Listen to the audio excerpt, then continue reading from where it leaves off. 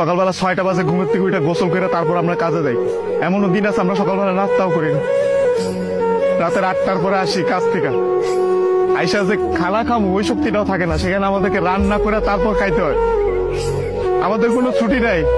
একদিন আমরা ছুটি পাই, ওই দিন আমরা ঘর গুছাইতে, কাপড় ধুইতে, এটা সেটা করতে করতে চলে যায়। কাপড় ধোয়ার জন্য যে মানুষ রাখলে তো টাকা যাবে, বেতন দিতে হবে ওদের।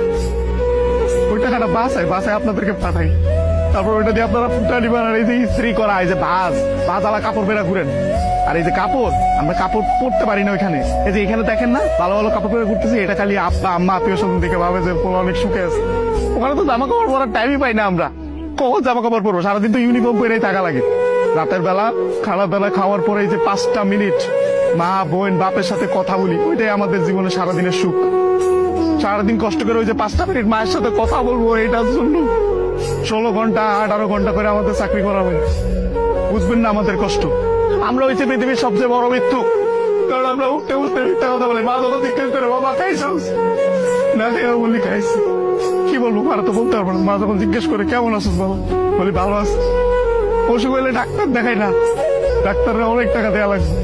মা জিজ্ঞেস করে বাবা ডাক্তার দেখাইছিস, ওষুধ খাইছিস, বলি যে খাইছি। কিছু বলার নাই তো, মিথ্যা বলুন ছাড়া কোনো উপায় নেই। আমাদের মতো মৃত্যু কার কেউ নেই। আমাদের কোনো ঈদ নাই ভাই, ঈদ করেন আপনারা। আপনার সেবাই পোলাও পরবা খাইতে পারি না। সকালবেলা উইটা নামাজ পড়তে গিয়ে আইসা বন্ধুরা একজন আরেকজনের জড়ায় ধরে কান দি। আর মা বাপ নাই, কি ঈদ করবো? ঈদ তো করেন আপনারা। আমি আমার মারছে আর